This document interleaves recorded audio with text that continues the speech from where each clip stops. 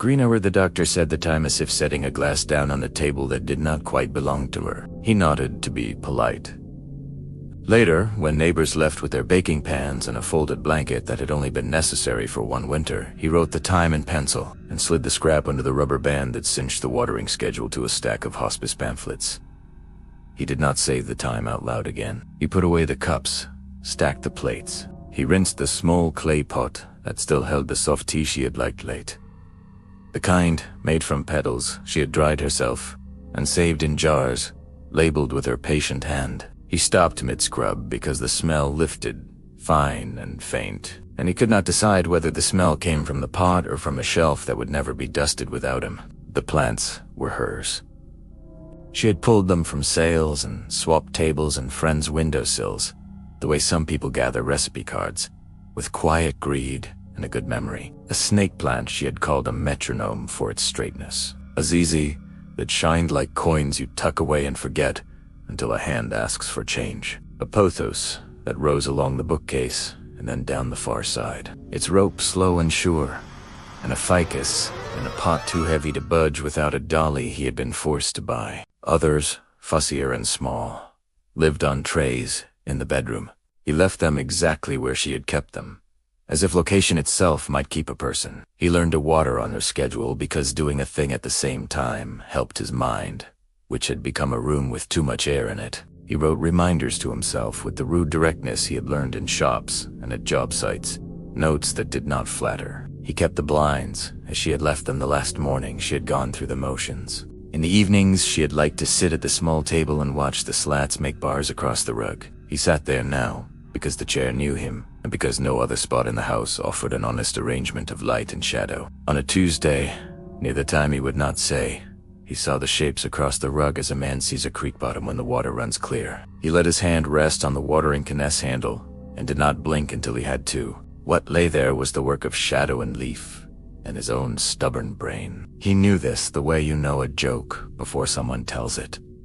And still the shapes refused to be only that. He could read them the way you read a clock face in the dark. Thin strokes stood neat for thin strokes. Curving stems agreed to become a 9, with a quiet lean toward the hallway. Between them, a gap held its own small authority, a call-on made from absence, not from mark. He carried the can to the sink and refused to glance back. The next day, he changed the blinds to a rake that made noon look like late afternoon.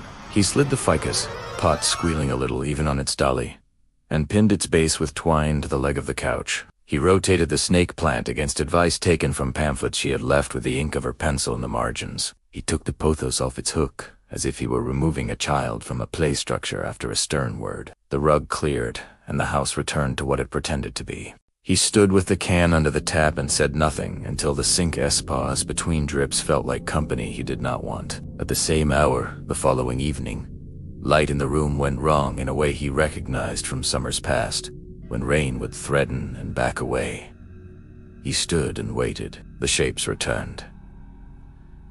Not only shadow. Leaves contributed, adjusting their own weight with a grace he had admired in her hands when she braided the rope. The pothos found his twos and stuck with them. The snake plant set its spears. The ficus lifted a little toward the bedroom. The rings left by saucers dried in arcs that had not been there before, as if a circle had decided it could be drawn in pieces and still be understood. He touched one ring with his thumb and felt a slick he knew too well from wiping a spilled watering. But there had been no spill.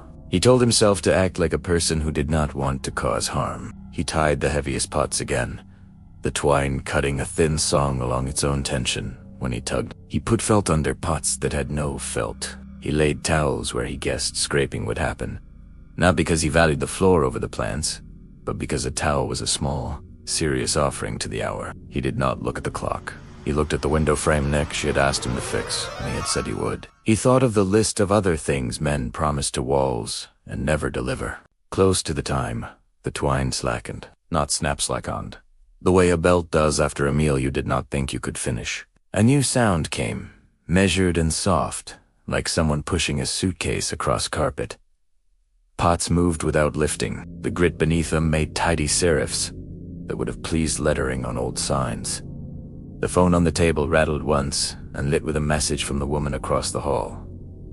"You doing furniture?" "Sounds like little feet." He placed the other hand flat on the table until the light gave up its little show and went dark. Sometimes, late, the power failed. When it did, the house found a deeper quiet he did not like to notice. The refrigerator, which had been singing a line for him, took its breath and withheld it. Other little instruments of the evening refused their parts. Street glaze came in and offered cheap silver over the floor. The plants arranged themselves anyway. He watched the cologne hold, 2 glossy leaves, almost touching. He held his own breath and let it go slow, and a plain rhythm counted without counting. The way you breathe at a bedside so sound has somewhere to go. He avoided the bedroom as a man avoids certain roads, even when they shorten his time in traffic. He would move the mail for days before he let the door be opened to that room. The curtain inside had a pattern she had called a print, and he had called a mistake to tease her. And in light from the street, it looked like river water you would not trust. He went in with the watering can because he had to. The fern in there had turned fussy even before the end, going crisp at the edges, as if in sympathy. He had not known anyone could love an unfriendly plant, but she had. He poured with a stinginess that felt pious and wrong. The first anniversary came and went like a long stare you did not return. He set towels down where he knew the pots would travel. He placed a chair to block a careless slide and then moved it because he could not stand to block anything. He sat with the can and waited. The same wait he had learned in hospitals and at windows and the sight of beds with bad mattresses. Near the minute he would not name, the cool came around his ankles as if someone had opened a tap at the floor. The shapes held, precise and slow, and then something new. The pothos lifted a leaf and aimed it toward the bedroom, a gesture so simple he would have forgiven a child for making it. He could not forgive the house for knowing that language. The numbers dissolved as candle smoke dissolves. The leaves did not put their hands down.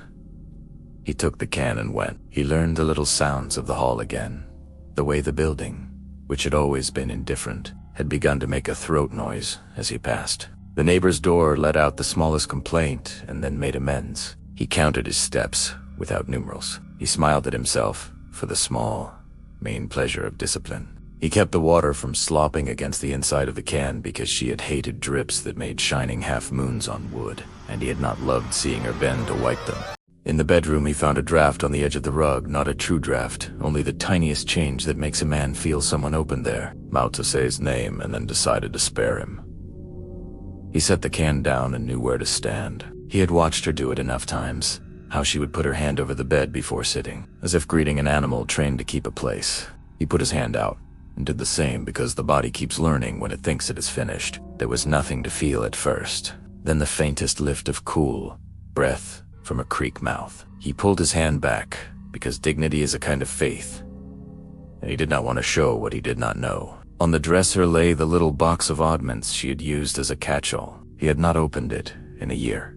He put 2 fingers under the lid the way she did when a box did not deserve to be handled like junk. Inside lay the tiny fork for loosening soil, the one he had lost and refused to tell her he had lost, and a folded slip with his name on it. She had not been a note writer. When she wrote, it was grocery lists and chores, never anything that offered comfort. He unfolded it like a prayer. Her hand was steady from all the years she had trained it. Keep pouring, slow as a clock, until the bed breathes right. He said a rude word he would not have used in front of her. Loge. He kept the laugh quiet, because you do not mock a person who gave you such a sentence to carry. He watered the fern, giving it just enough. He watered the ficus in the corner with a thrifty half-cup that had always been enough for it. He watered the pothos thread that had snuck into that room as if it were a scout sent to be sure he was still himself. He returned to the living room by the longer route so he would not cross the rug where the numbers had lived, because the floor felt like paper wet with ink, and he did not wish to smudge it with his clumsy feet. He worked days he did not have to work, the way men without trade keep their hands in the habit of tools. He tuned the squeak out of the bathroom door and was proud of it for a full morning. He changed the bulb over the sink and then apologized to the dead bulb with a half-smile for having taken too long. In the small room where she had raised seedlings and kept notes in tidy columns, he could not stand to read. He moved nothing. The smell in there was soil and pencil and the first sip from a hose. He stood with his palms on the doorjamb. He pulled them back because the white paint had gone tacky with summer. He was not a man for ghosts. If anyone had asked him before, he would have given you a tidy list of things that made the world, and none of them would have been spirits. Yet he learned to place towels, to wrap twine, to listen for the small brake squeal of the heavy pod as it took its inch,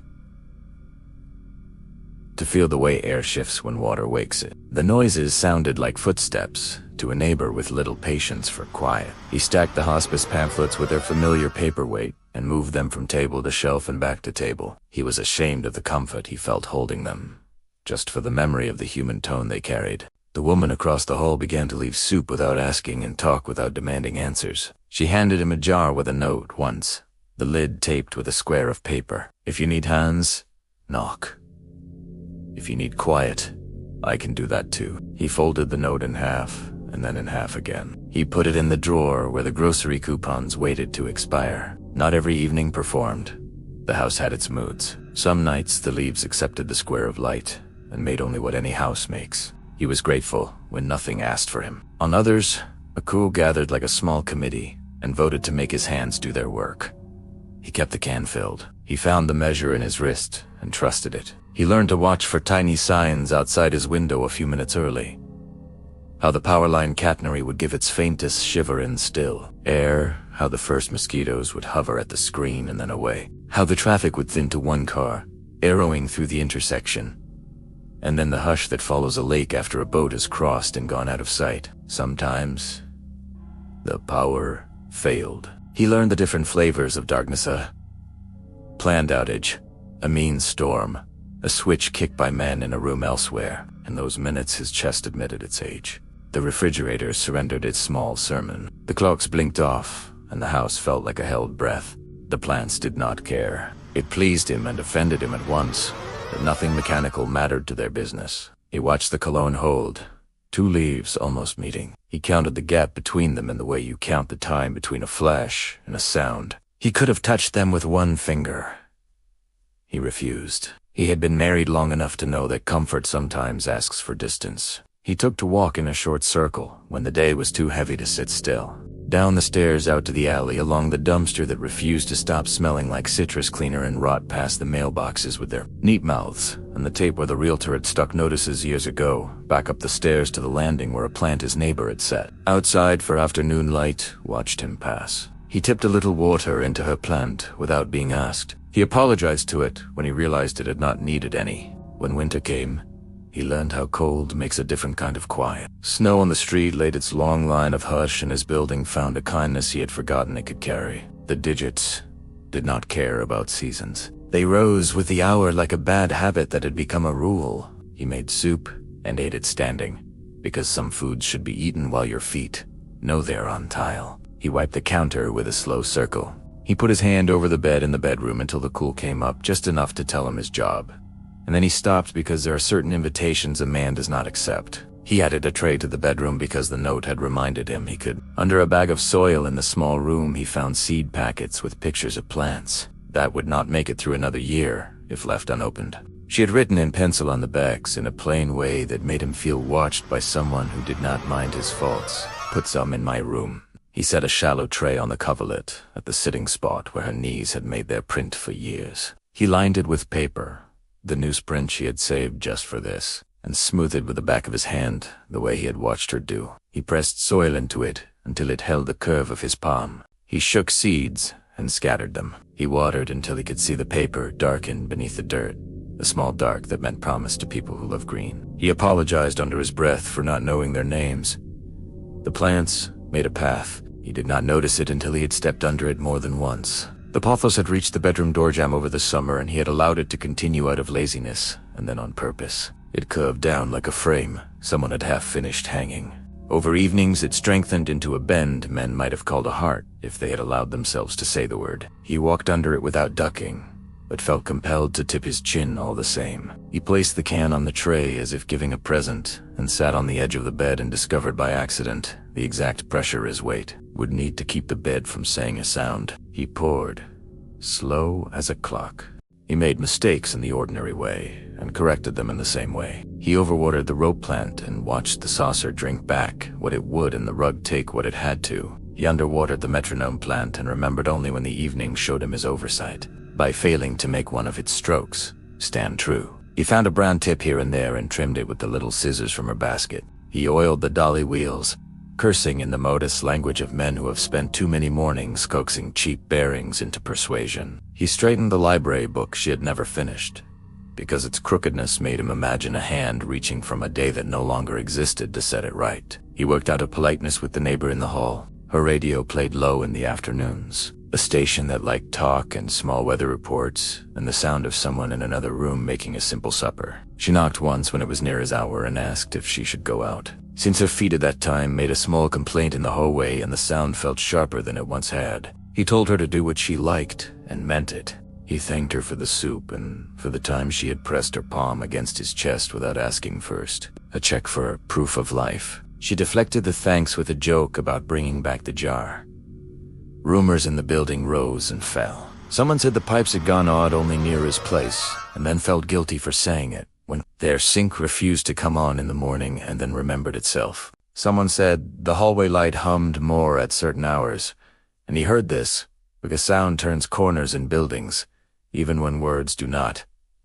He did not engage. He tightened the cover on the ceiling fan's canopy, and felt the same satisfaction he always felt doing a small thing with his hands that no one would ever notice until it failed again. He kept a notebook after the second anniversary, though he did not call it that. He had grown wary of the word, which made itself too round in the mouth. He called it the watering log in his mind and on the cover.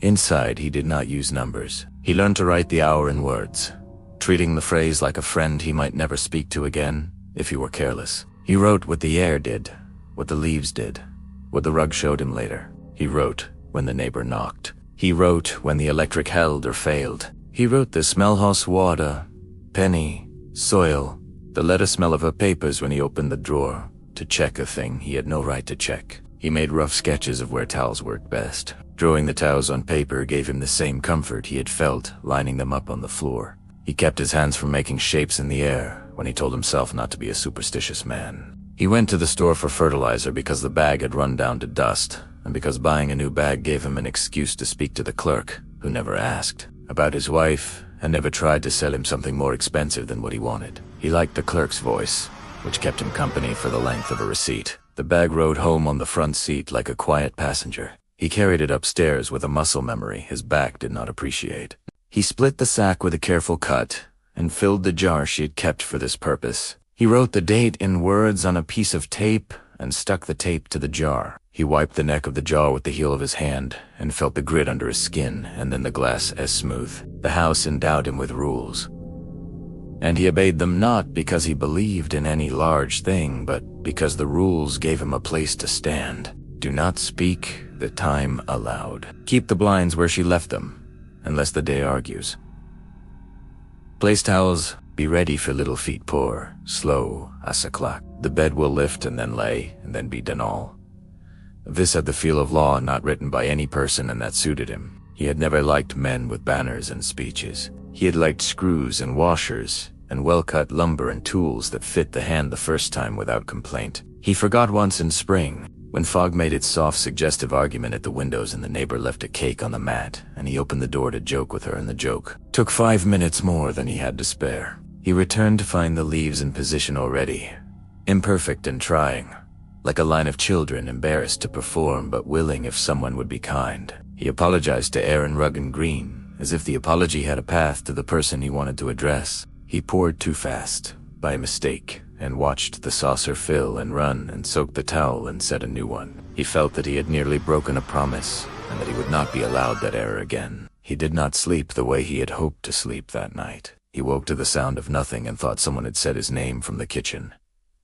No one had. He found, shockingly late in the sequence of days, the name she had written with chalk on a stick tucked into the soil of the rope plant. She had written not a botanical name, not the long one with syllables meant for clinics and readers of catalogs, but a pet name. He had never heard her use something charming and nonsense, something a child might call a thing it loves. He ran his thumb across the chalk and a faint white came off on his skin. He set the stick back where it had been. He put his thumb to his tongue because he had always done that with grease to test its taste ridiculous.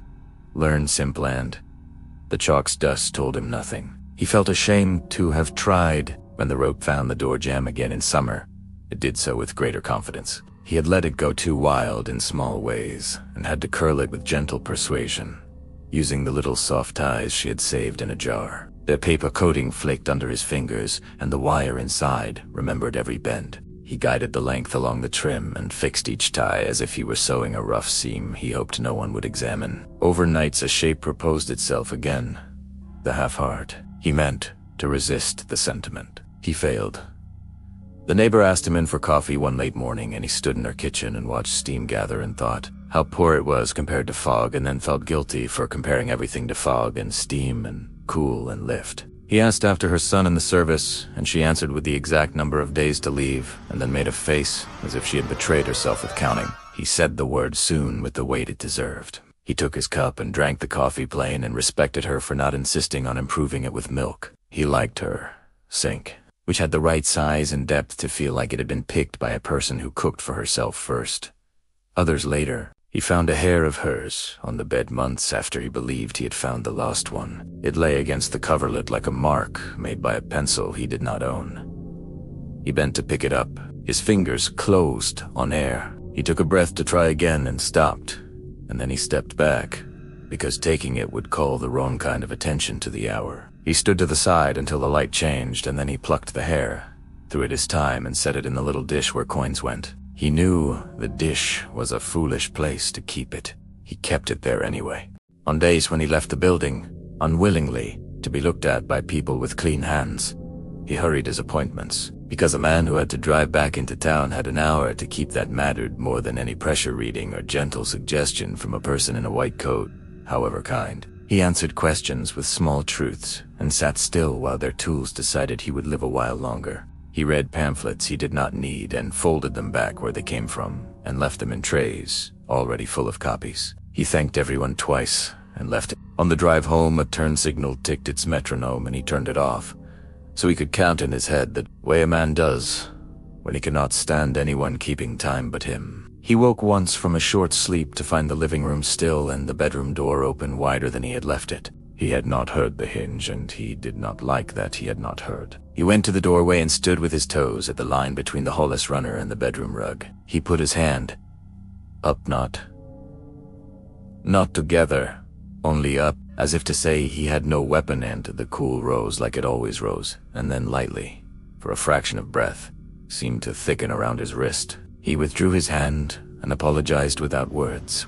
He shut the door not fully, only so far, because a man who lived alone had to learn to leave rooms ajar the way he had once learned to close them. He tried to read again, a book that had sat face down a year and more, the spine making a mild argument with itself. He propped it on the arm of the chair and watched the words go by without managing to make them say anything. He set the book down and listened to the neighbor's radio and let the sentences there fall into his rooms without obligation. The announcer mentioned the river being high near the power station, and he thought of the taste in the air before certain evenings, the Penizondo's water taste, and of how his house made its own river out of leaf and shadow. On a day like any other, he lifted the little fork and loosened soil around the snake plant, gentle the way he had watched her do for the dirt around his nails when he came in from a job pretending to scrape, but really just touching. A bug came up out of the loam, and he watched it go in its business and did not squash it. He cleaned the tines on a rag and set the fork back on the dresser. He kept his hands off the drawer where the note lay,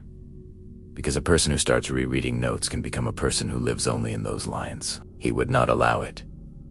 He had the hour, which was enough. A storm came in fall with the wrong smell. The phone shouted in a voice that had promised other towns comfort, and he turned it over to quiet it. Rain held off, and then came in a rush, then quit.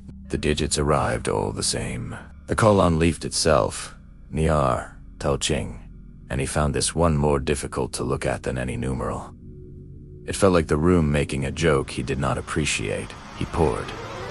He steadied the heavy pot. He wiped the serifs of grit that had drawn themselves. He went into the bedroom and stood his hand above the bed, and the cool rose and then dropped as if a hand had made a gesture he could not see. There was an afternoon when a young man from the building office came to test smoke alarms and paused in the living room and said without malice that the place smelled like rot. He nearly told him it was soil and air and the sweetness of old leaves and a woman. Soap dried into a towel and then shut his mouth. His explaining a home to a person who had not earned it was a cost he would not pay. The young man pushed the test button and the alarm's shriek failed, then succeeded, then failed again. He made a mark on a clipboard and said he would return with a ladder. He did not return that day. He returned a week later and the alarm behaved in the new way and the young man looked relieved as if he had been waiting to be scolded. At the solstice, a word he did not like, which tasted like stones in the teeth or early dark, came on him faster than expected and the digits rose in a different position. A hair rung on the rug, tilted as if the house had shifted on its own footings. He stood a long minute, trying to see if the angle meant anything. It meant only that he had moved the dolly earlier too enthusiastically and had not noticed. He breathed and corrected nothing, trusting that the hour's work would be the same wherever the digits stood. He was older than he had thought he would be when his hands began to shake, not from fear but from the labor of holding still. He trained them by picking up a full glass of water and walking it across the kitchen without spilling. He did that 4 times each morning until the glass no longer frightened him. He did not write the number on the log. He wrote that the glass had behaved, which felt like praising a dog that had not made a mistake. On a morning with fresh frost bright in the gutter against a runnel of roof melt, a neighborhood cat came and sat at the edge of the porch like a customer with a problem. He went out with one hand in his pocket and one on the railing and bent slowly as if weather might break him. The cat sniffed his knuckles, and then the air above the lower step and hopped back with a look he might have called offended if he were the kind of man who gave cats motives. It watched him with the calm of creatures who think everything you do is to tell them something. It left the porch and moved around the house and took a long time doing it.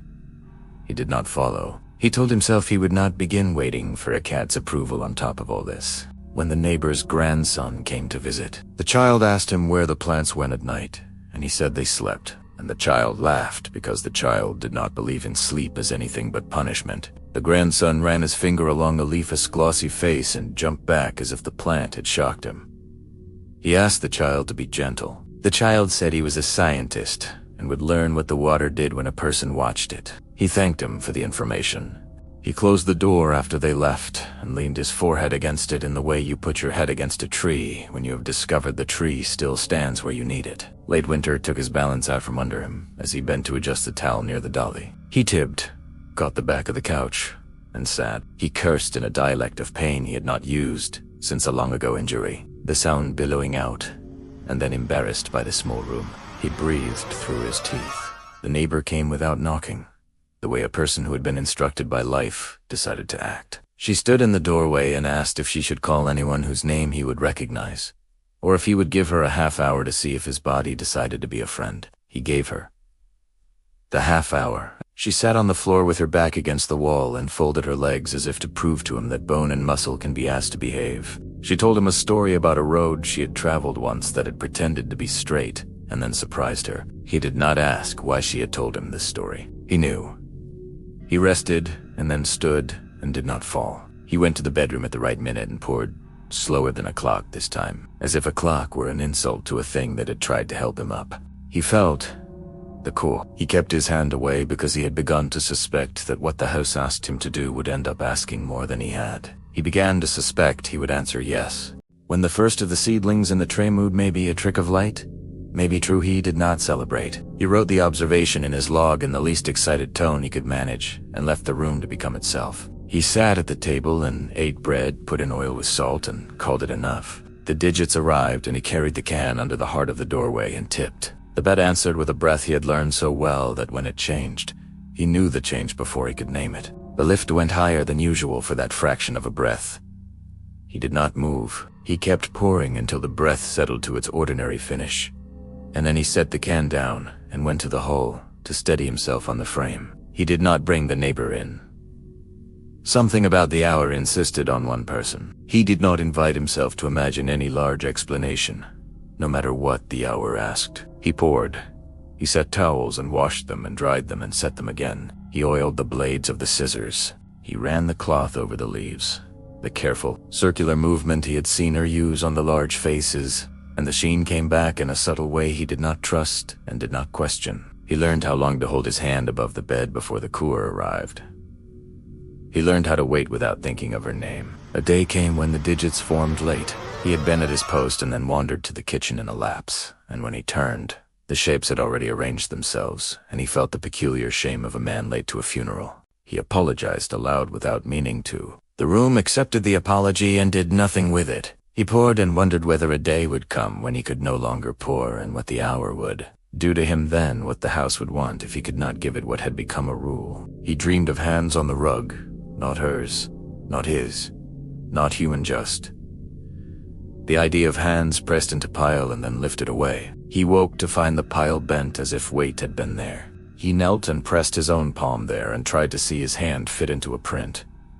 It did not. He stood and put water on to boil and let it go without making tea, because he did not want to give the hour anything else it could claim. The neighbor left him a folded towel, thick and new, with a note that said she had noticed his were flat and that he should accept a kindness when offered. He took the towel and held it in his hands long enough to feel its kindness go into his fingers, and then he set it with the others near the dolly. She knocked, and he opened and thanked her, and she looked at him with the brave face of someone who has not decided whether to speak. She did not speak. He was grateful. He told her the soup had been right. She nodded and said it had been a soup day for herself as well, and it pleased him that she had made 2 pots or 1 large pot and taken from it for both. He shut the door when she had gone and let the latch catch softly, because loud catches make a point, and he did not wish to make any more points in this room. He began to feel the hour during the afternoon, long before it came, as if the day had left a promise on the table where he could not help noticing it. He tried to keep his hands busy, wiping the ledge where dust would land, lining up jars, refolding a dishcloth, until it admitted it had been arranged enough. He worked a stubborn spot out of the sink S-lip, and then felt guilty for asking his hands to behave like hands when he would need them calm. He sat in the chair at the table and counted breaths without any number, the way you count when you have to walk past a dog that you do not know and do not wish to look in the eye. He had been a husband long enough to know that love chooses its work without asking. Now he became the keeper of this hour because the house had decided a job needed a person, and he had been the one who could be here. He did not want to be thanked for it. He did not want to be seen doing it. He wanted to do it because repeating a kindness can make a room keep its doors. He worried about leaving. He worried someone would ask him to travel, or that he would have to go to a kind of office where men tell you truths you will eventually accept. He pictured the arrow refusing to point if he were not present, and then worse, pointing toward nothing and staying there as if waiting for a person too far away to learn a lesson his own house had been teaching him for years. He did not want to cause that pain in his rooms. He did not ask the house to be kind. He did not ask anything of the house but this. Allow me to continue. He put away spoons carefully, because they make a greater noise than you would expect in a quiet kitchen. He checked the window latches with his thumb and then told himself to resist the habit of checking twice. He added a line to his log. The bed breathes higher when the weather threatens storm, and then scratched it out because it sounded like a sentence written by a person who wanted to be listened to. He wrote instead that the pouring felt like swinging a weight at the end of a leash, and then catching it when it rose, and then letting it swing again. He caught a cold, a mean one that made a washboard out of his lungs and a foolish mouth out of his voice. He did not have a taste for the syrup the neighbor brought him, but he took it and thanked her and did not pretend to be braver than he was. He poured with his chest tight and hated himself for a cough that cut the minute in half. He apologized to the tray in the bed, in the air. He said to no one that he was doing his best. He did not have to be told. His best would not always be good. He got better in the ordinary way, with sleep and water and waiting and anger. The house went on asking the same thing of him. He realized one evening that he had not thought of his own body while standing under the rope. He had forgotten his ache. He had forgotten the fussy knee and the shoulder that made small complaints like an old hinge. He had only thought of his hand against the weight of the can and the pull, and the way his wrist knew the rate now, without help from his mind. He did not decide whether this was relief or surrender. He allowed both ideas to sit near each other and not make a fight. The galon began to close by a hair. It was not an illusion. He felt the way air changes when two things draw toward each other. The two leaves did not touch. They never touched. They trembled in the gentlest way a person might feel a train before the rails admit it. He found himself with a hand halfway up to stop what did not need stopping. and he made himself set that hand down. He poured. He waited. He went to the bedroom. The bed breathed higher again. The lift held for a breath that went longer than usual, an added part, a grace note. He could feel the house attend to it. He could feel himself attended to by the house in turn. He had not wanted this notice. He had not wanted to matter. He had wanted only not to be a problem. He stood with his hand above the bed and felt the breath cool his palm and then felt nothing. He pulled his hand back. He returned to the table and sat and watched the rug, and the leaves relaxed, and the call-on became again an almost. He looked at the blinds and thought they were straight. The neighbor's grandson stopped by with a paper from school that showed the life of a bean seed, colored in with intense concentration. He handed it to him with the solemn expectation of praise. Children are taught to expect, and then embarrassed of when they receive it. He praised it in the measured voice of a person who has learned not to overdo. He taped the picture to the side of the fridge and stood back to look at it. The bean's root in the drawing made a clean line down. He liked the honesty of the child's hand, which had not allowed any swirl. He wanted to tell the child that swirls are lies told by catalogs, and that the truth is a clean line until it finds something to hold on to, and then a split, and then a different, clean line. He said only that the green was good. There were days he missed her so much he could not stand up. He sat on the floor and let that be the florist's job and the day's job and not his. He kept the can filled anyway. He did not let the grief make him sloppy. When the hour came, he stood and did what he had become. He did not get better by doing this. He did not get worse. He continued. He thought sometimes of what the hour had been before it had become this. In the old life, it had been the time when she washed the cups, and he wiped them, and she told him what the neighbor Estog had done, and he told her what the guy at the hardware had said. And the news would be on, and they would complain as if the complaints were a shared chore. Now it was the time the house gave him to prove he could keep his hand steady. He did not decide if this was fair. He decided only to be present for it. He learned to ignore the pain that comes when you decide to be careful. He learned to put the can down gently and to set his feet under him in a way that allowed his spine to accept its burden. He learned a small pride in these acts, and then corrected the pride because pride can spoil a room. He said her name some afternoons when the neighbor's radio went quiet. He said it in the kitchen because kitchen air is more forgiving. For a time, the cologne remained across the rug, poised and polite. Then, late in a summer that had not yet learned how to stop being hot, the leaves moved nearer together than he had ever seen. He feared they would touch. He feared they would fail too. They did neither. They hovered with that breath that reminded him of the way a person keeps a hand above a body and does not lower it, because lowering it would be a promise you cannot keep. He poured. He waited. The house offered its cool in the bedroom as it always had. He knew, standing there, that the breath under his palm had become the only breath that would keep him with his mouth closed. Neighbors age. Buildings settle. Pipes complain at dawn. A street changes its sound when a store closes. A radio fails to tune in and tunes in anyway, and then begins to hate the station it has loved for years. He kept his rules. He kept his can. He kept his calendar free of the kinds of obligations that would make him miss the arrow.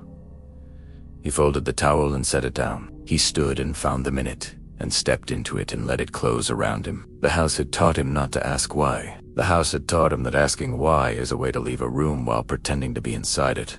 On a Tuesday that felt like any other to the town and not to him, he woke before the hour, feeling that something had already happened. The air in the living room had the mild taste of old pennies even in daylight. The plants stood the way soldiers stand when no one is watching them, relaxed and ready, a body knowing what to do and waiting to be asked. He moved through the rooms as if he would frighten them if he made the wrong sound. He filled the can and set it down and sat and stood and sat again. The neighbor's radio spoke a weather word and he did not hear any of it. When the minute arrived, the room cooled as if he had stepped into an unfinished church. The digits pressed themselves on the rug with the patience they had learned from him. The carlone leaves held their almost. He expected the arrow and waited for the lift of one leaf. The arrow did not come, not as one leaf. The whole rope settled and then rose at once, a draft of green pointing not to the bedroom's door, not to the small room, but to the line where the rug met the hallway. He stood, because standing was the only offering he had. He took the can in both hands, and felt the water shift its weight like a sleeping child he had never been asked to carry. The rope. pointed. The colon held. He understood that whatever had been suggested to him, a rule, a duty, a prayer, had decided it had taught him well enough to ask for more. He obeyed because he had trained himself to obey the hour, not men. He stepped across the line, and the cool did not withdraw. It traveled with him the way fog travels with certain hills. He walked the hall. He stopped by the bedroom door and put his hand out and felt nothing. Went on. At the doorway of the small room, he stopped, because stopping felt like the correct answer to a question that had not been asked. The lamp inside the room did not switch on. The window showed the mild exterior world without offering any clue. Soil lay in trays, dry at the surface, damp underneath, and held its smell the way soil does in the hour before rain. He set the can on the table and heard the ring of metal against wood. He lifted his hand above the table, and the cool came not from the bed nor from the rug, but from the place under his palm, from the middle of the small room, from air, doing something simple and irreversible. It poured. The water lifted itself out of the can slowly and accurately, as if gravity had been waiting for this small deviation. He thought of the words she had written on the note, slow as a clock, and felt a brief contempt for his own carefulness in observing that injunction until now. He poured, and the soil accepted in a way that did not splash like other acceptances. The cool rose and met his wrist and then his forearm. He continued, because ceasing would be a kind of refusal he had not allowed himself in years. He poured, and the cool crossed the line into the hallway, into the living room, and into the bedroom. He poured, and the rope at the doorframe bowed further, a curtain inviting a guest into a room already full. He lifted the can, and it weighed less, and then he lifted nothing at all. His hands kept the shape of lifting, because a man should keep the shape of a job even when the job is gone. He set the can down slowly on the table in the small room and listened to the metal ring once, a thin sound, and then nothing. The call-on leaves drew together and then apart and then held, as if finishing a sentence he had been reading his whole life without knowing it. The digits blurred on the rug and then sharpened and then went blind. The cool filled the house. He stood because he had always stood in this hour. He walked to the bedroom and held his hand over the bed and felt not the old small lift, not the creep breath he had come to expect, but a steady current, as if the bed had decided to be alive in the way that air is alive. He held his hand there, and the current went through his hand without forcing his fingers apart. And he thought of her mouth in the morning when she would drink and say that the first sip had gone all the way to her feet. He set his hand down by his side. He looked at the rope. He took one step, and then another. He lay down because the bed had asked him to do that without speaking. He lay, without allowing the mattress to complain. He arranged himself with the care she had used on sheets and blankets so that no fold taught a bad lesson to the next day's waking. He did not close his eyes. He looked at the ceiling and the faint pattern the blinds made on it in their faithful way, and then that pattern steadied, and then it did not matter. He thought of the log, and the pencil, and the hospice pamphlets under the rubber band, and of nothing else large or small. He thought only of the cost of water carried along a small curve, and of the advice to pour slow as a clock, and of his own wrist learning the rate of that pour. The house held him. The cool did not abate. The rope kept its silence. Somewhere in the building, a radio forgot to play, and then began again. The neighbor stood at her own sink, last light on her hands, and wondered if she should knock later, then scolded herself for worrying a man who had made it clear he preferred to knock first. She set a towel on her own table, and did not understand why. She folded it anyway. Time passed, and then it did not, which is how people say time continues when they cannot bear the words. Night came, and the call-on leaves eased to their ordinary almost. The digits did not return. The rope stayed made. The bed breathed the way the river breathes, when it is very low and the stones show through and there is nowhere safe to put your foot. He remembered a joke she had once told him about a plant taking a house in exchange for a few careful hours each day. He had not laughed at the joke, because jokes told true do not make much sound. He'd pressed his hand on the rug and written the time once, and then stopped writing. He had carried the can. Now, he carried nothing. He understood that the house had been tending him while he had pretended to tend it, and that the tending had not been nurture, but instruction, not protection. Instruction. A slow teaching, quiet and firm on how to lie down. When asked, how to hold a hand still when cool. Air rose. How not to spill, how to be part of the small motion a room makes. when it adopts a rule. The neighbor would come in the morning, because morning brings the discipline of soup and neighborliness, and because something in the building's sound would have told her the rooms had taken a breath and not returned it. She would wait at the door and listen, a hand on the knob and the other on the towel she had set there last night for no reason, she admitted. She would open when she had to. She would see the rope and the leaves and the way the rug's pile lay undisturbed. She would see him on the bed, arranged in a modest version of rest, and she would know exactly when to put her hand above the bed and when to pull it back. She would not look for the note. She would not try to read the log. She would open the window a little and say the word enough to a room that would not nod and would not refuse. In the evening, the plants would arrange themselves anyway, because houses finish what they begin. The digits would not stand as they had. The hour would be over.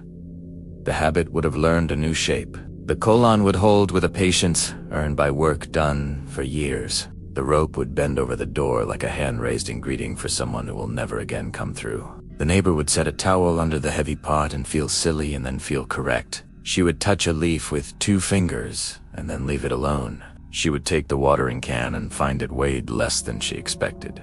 The bed would keep its breath, which could be called a mercy or not, depending on what kind of day you had had. The house would retain the cool at that hour. The hour he had never said aloud. The window would show the ordinary street with the lamp and the small, guessing sounds, and the one driver who always came through too quickly. The blinds would make their bars. The rug would take their bars and lay them where they belonged. The room would learn, as rooms do when they are asked, how to proceed without a person to keep the shape for it. The neighbor would file the time in her own way. She would slide the card onto the rubber band around the schedule because she had seen him do exactly that one afternoon, and it had felt right, and she wanted to honor something she did not understand. She would stand in the doorway and think of him not as a man who had been haunted or a man who had been loved by plants, but as a person who had become a hinge, quiet and crucial, the thing a door cannot be without. She would close the door halfway and let it remain that way, a courtesy to air. She would go home and sit and put her hands on the table and look at the towel and fold it once and then again. She would listen. The house across the hall would make its small breath in the evening, and she would rise because rising blesses a day, and she would go to her sink and fill a jar with water and place it by her door, because a person with sense knows that even when a job is ended, the hour will still come. She would be present for it, steady and silent, and careful not to spill.